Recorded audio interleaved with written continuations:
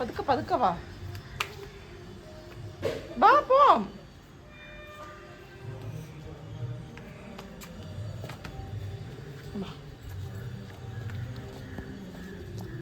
Hello friends, welcome back to my channel. என்னோடய channel first time பார்க்குறீங்கன்னா subscribe பண்ண மறந்துடாதீங்க. அப்படியே பக்கத்தில் இருக்க பெல் ஐக்கான் கிளிக் பண்ணுங்கள். அப்போ தான் நான் வீடியோ போட்டதும் உங்களுக்கு நோட்டிஃபிகேஷன் வரும்.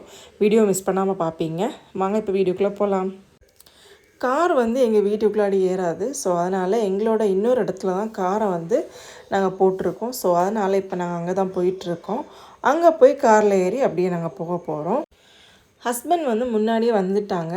எனக்கு வீட்டில் வந்து கொஞ்சம் வேலை இருந்துச்சு. ஸோ அதை முடிச்சுட்டு வர்றதுக்கு லேட் ஆகிட்டு, ஸோ அதனால் நான் ரிஷியை கூட்டிகிட்டு வந்துடுறேன் அப்படின்னேன். ரிஷி வந்து ஃபாஸ்ட்டாக ஓடிட்டுருக்கான். எதுக்காகனா பைக்கில் ஏறதுக்காக. அவனுக்கு பைக்குனால் ரொம்ப பிடிக்கும்.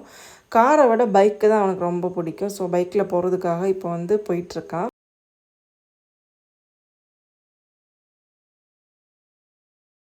ഫാൻസി ഇടണം. ഇത് ചെറുതായി ഇപ്പം അവന്. ഇതിപ്പോൾ കുഴപ്പമില്ല. ബ്ലൂ ചെറുതായി. ബ്ലൂ ചെറുതായി.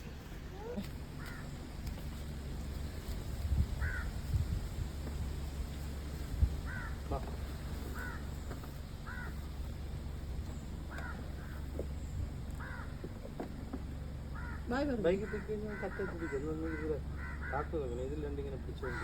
പറഞ്ഞ ഋഷി അമ്മയ്ക്ക്. ഋഷി അമ്മയ്ക്ക് ബായ് പറ.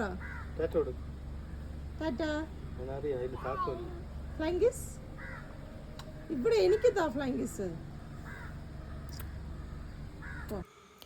காலையில் ஒரு 10 மணிக்கெலாம் வீட்டிலேருந்து நாங்கள் கிளம்பிட்டோம். இன்றைக்கி வந்து 2-3 வேலை இருக்குது. அதெல்லாம் முடிக்கணும். எங்கள் சொந்த ஊருக்கு தான் போயிட்டுருக்கோம். அதை முடிச்சுட்டு அப்படியே ரயில்வே ஸ்டேஷன் போகணும். ரயில்வே ஸ்டேஷனுக்கு நாங்கள் இன்றைக்கி எதுக்கு போனோம், அங்கே என்ன நடந்துச்சு அப்படின்னு நான் வந்து வீடியோட எண்டில் சொல்கிறேன்.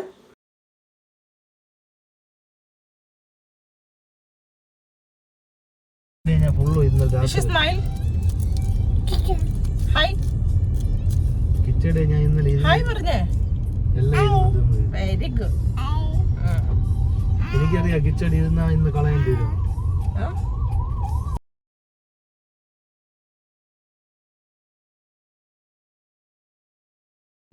வண்டிக்கு ஏர் செக் பண்ணிவிட்டு அப்படியே கிளம்பணும். ஸோ அதனால் பாலை ஏறாமல் கீழே தான் போயிட்டுருக்கோம்.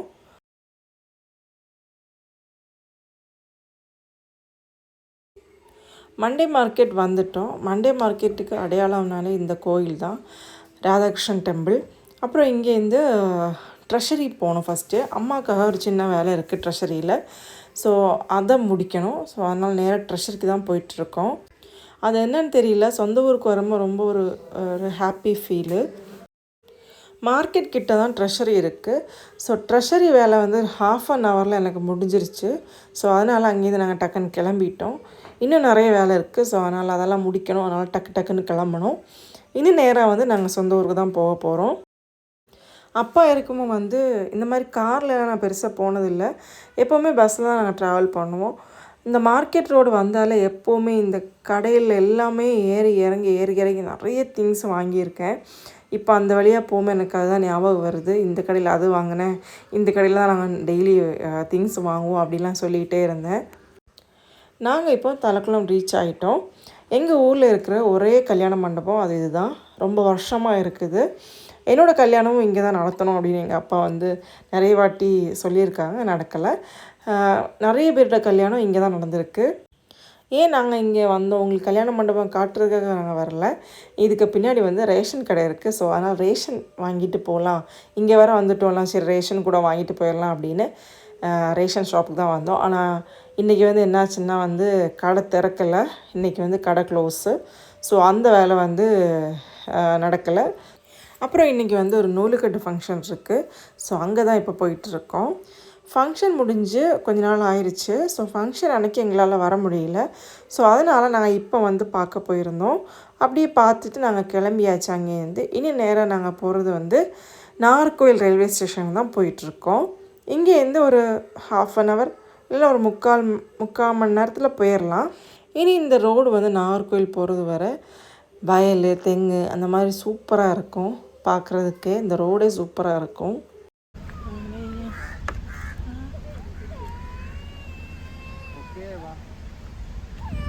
வயலேண்டா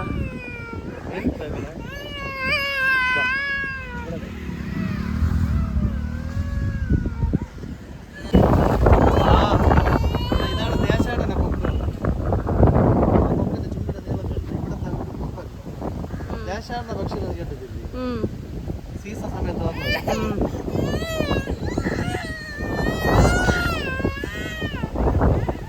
കഴുത്തിന്റെ മേളിൽ ഇരുത്തണ്ട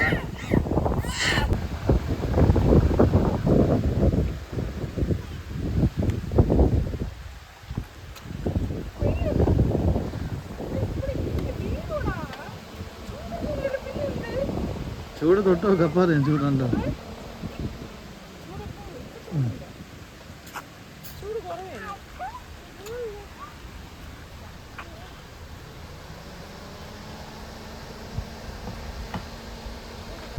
ഈ റൂട്ട് പോയി കിട്ടും നമുക്ക് മറ്റേ റൂട്ട് തന്നെ കയറിയല്ലായിരുന്നു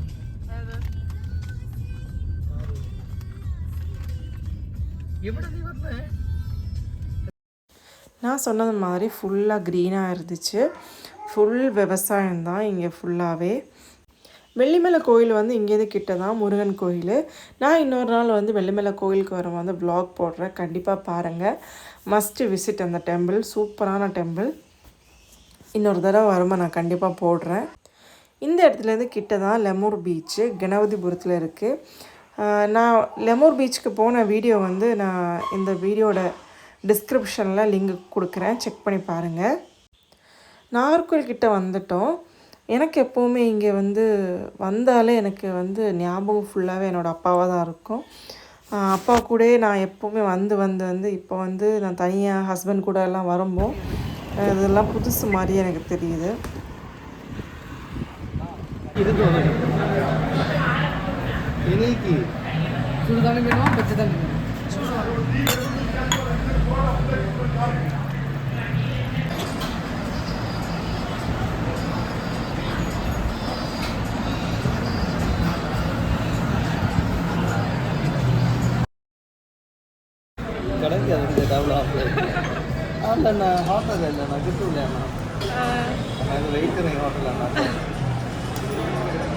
എവിടെ യഥാർത്ഥത്തിൽ നടന്നതാ?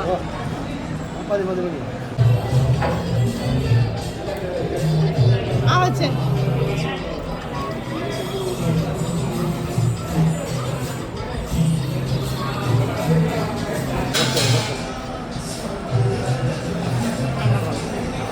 நாலு மணி ஆயிடுச்சு நாகர்கோவில் வந்தப்போ. சரி இங்கேருந்தே லைட்டாக சாப்பிட்டு போயிடலாம் அப்படின்னு வெஜ் ரெஸ்டாரண்ட் தான் வந்திருந்தோம். சரி நான் வந்து பரோட்டா வாங்கியிருந்தேன். ஹஸ்பண்ட் வந்து ரைஸை வாங்கிட்டாங்க, ஏன்னா ரிஷி கொடுக்கணும் அப்படின்னு. சாப்பிட்டு நாங்கள் கிளம்பிட்டோம். இப்போ வந்து ரயில்வே ஸ்டேஷன் தான் போயிட்டுருக்கோம். பழைய பஸ் ஸ்டாண்ட் வந்து அங்கேருந்து கோட்டார்புல் ரயில்வே ஸ்டேஷன் போனோம்.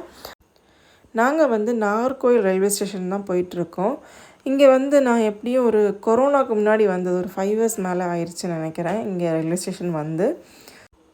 அப்படின்னா வந்து நான் ட்ரெயினே பார்த்ததில்லை அப்படின்னு நினச்சிக்காதீங்க. என்னோடய லைஃப்பில் வந்து நான் மேக்ஸிமம் ட்ரெயினில் தான் போயிருக்கேன். ஜம்மு வரை ட்ரெயினில் தான் நான் போயிருக்கேன். ஸோ ட்ரெயின் ட்ராவல் வந்து அவ்வளோ ஒரு வருஷத்தில் ஒரு 4 வாட்டியால் நான் போயிடுவேன் ட்ரெயின் ட்ராவலு. அந்த மாதிரி இருந்துச்சு. இப்போ வந்து ஒரு 5 இயர்ஸ் கேப் ஆயிடுச்சு. கொரோனாவுக்கு முன்னாடி போனது, அதுக்கப்புறம் வந்து இந்த நாகர்கோவில் ரயில்வே ஸ்டேஷனுக்கு வந்து நான் இப்போ தான் வரேன்.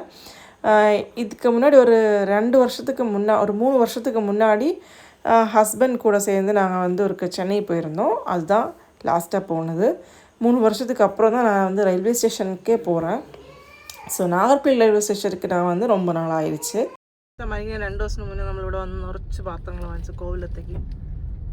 ഇതിൻ്റെ അകത്ത് വേണ്ട പാത്രങ്ങൾ കടയാണ് ഫുള്ള്.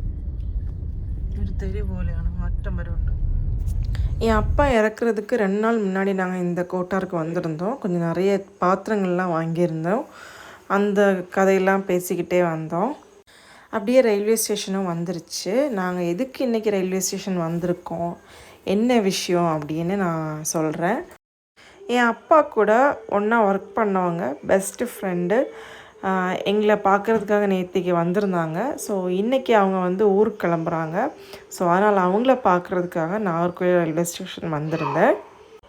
மாமா கூட ஃபோட்டோ எடுத்திருந்தேன். அந்த ஃபோட்டோ வந்து நான் உங்களுக்கு ஷேர் பண்ணுறேன், பாருங்கள்.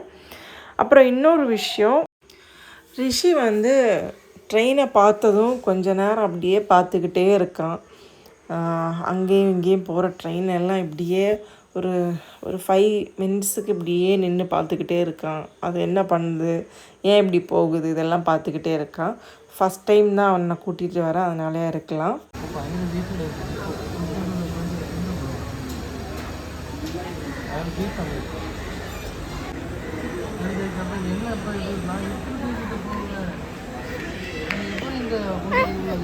ஹாய் பாருங்க, ஹாய் பாருங்க, ஹாய்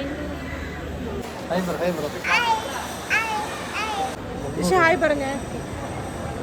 ആദ്യമായിട്ട് ഫാമിലി ആയിട്ട് റെയിൽവേ സ്റ്റേഷനിൽ വന്നത്. நாங்கள் வந்து ஃபஸ்ட் டைம் இந்த மாதிரி ஃபேமிலியாக ரயில்வே ஸ்டேஷன் வர்றது. ரிஷிக்கு இது ஃபஸ்ட் டைம்.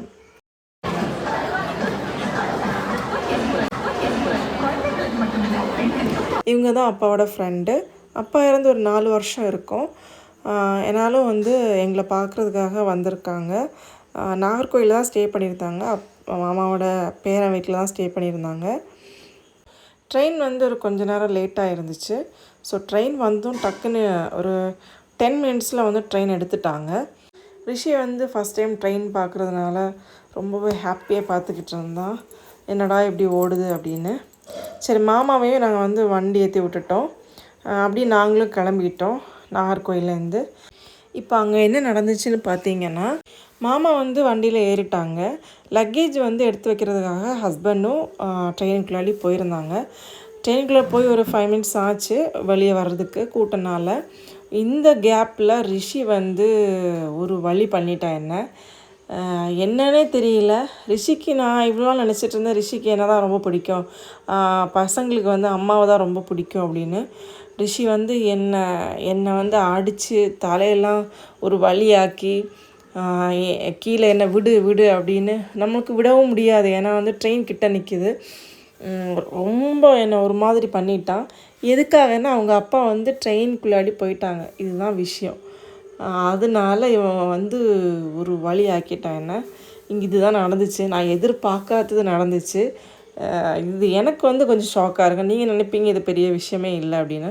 எனக்கு வந்து கொஞ்சம் ஷாக்காகவே இருந்துச்சு. ரிஷியோட அப்பாவுக்காக ரிஷி இவ்வளோ பண்ணுறானே அப்படின்னு. ஏன்னா அவன் வந்து விட்டுட்டு போயிடுவாங்களோ அப்படின்னு ஒரு இதில் வந்து அவன் வந்து அந்த மாதிரிலாம் பண்ணி என்னை ஒரு வழி ஆக்கிட்டான். பிடிச்சிருந்தால் லைக் பண்ணுங்கள், கமெண்ட் பண்ணுங்கள், சப்ஸ்கிரைப் பண்ணுங்கள். நெக்ஸ்ட் வீடியோவில் பார்க்கலாம். பாய்.